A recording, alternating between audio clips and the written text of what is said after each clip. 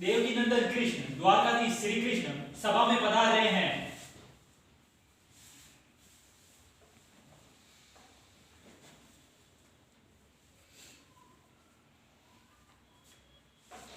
प्रणाम महाराज धृतराष्ट्र।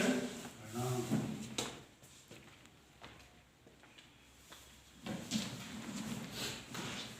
मैं आज इस राज्यसभा में पांडुपुत्रों के लिए, पांडुपुत्रों की तरफ से आपके समस्त कौरवों के लिए शांति प्रस्ताव लेकर आया हूं महाराज धृतराष्ट्र। शांति प्रस्ताव?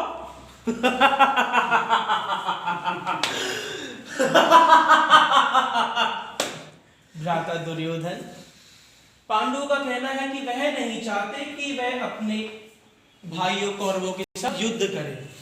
उनका यह प्रस्ताव मैं समस्त आर्यवर्त की भलाई के लिए लेकर आया हूं महाराज। पांडुपुत्र चाहते हैं कि यह लड़ाई यहीं समाप्त कर दी जाए और शांति प्रस्ताव स्वीकार कर लिया जाए महाराज। कृष्ण, जाके उन पांडव पुत्रों से कह दो कि इतने साल 13 वर्ष हमने इसी युद्ध के लिए इंतजार किया है और ये युद्ध कभी नहीं टल सकता। संयम से काम ले भ्राता दुर्योधन, ये फैसला महाराज लेंगे। क्यों महाराज, सही कहा ना मैंने? आप सब शांति से वार्तालाप कीजिए। पितामह भीष्म का इस विषय में क्या कहना है? दुर्योधन, वासुदेव को ये बातें उचित नहीं, यह उनका अपमान है। आप चुप रहिए पितामह। भ्राता दुर्योधन, आप समय के साथ ये भूल गए हैं कि पितामह भीष्म यहाँ के सेनापति हैं और आप यहाँ के अभी युवराज। कृष्ण, यहां कौन और इस सभा में कौन क्या है ये समझाने की तुम्हें जरूरत नहीं। मित्र, वासुदेव हमारे अतिथि है, इनका प्रस्ताव तो सुन लो पहले। कम से कम अपने मित्र अंगराज कर्ण की बात तो सुन लीजिए भ्राता दुर्योधन। मैं ये चाहता हूं महाराज कि पांडवों की तरफ से शांति प्रस्ताव स्वीकार किया जाए और पांडवों को राज्य करने के लिए केवल 5 स्वतंत्र राज्य दे दिए जाए महाराज। 5 स्वतंत्र गांव दे दिए जाए। बस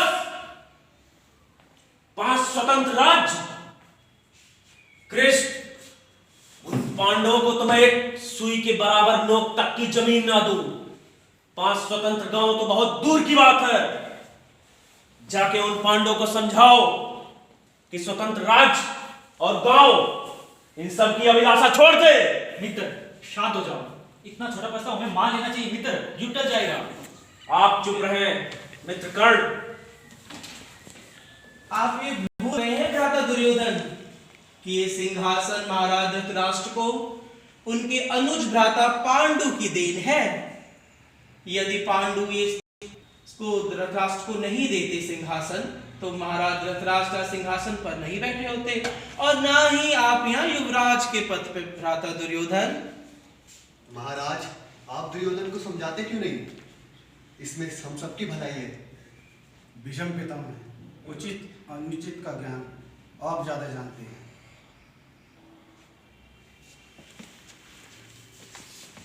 महाराज, ये छलिया कृष्ण, इनकी बातों में मत आइए महाराज। हम इन्हें 5 गांव क्या, एक सुई के नोक बराबर भी नहीं देंगे दुर्योधन। बिल्कुल सही मामा। ये कृष्ण की बातों में मत आना दुर्योधन, छलिया है।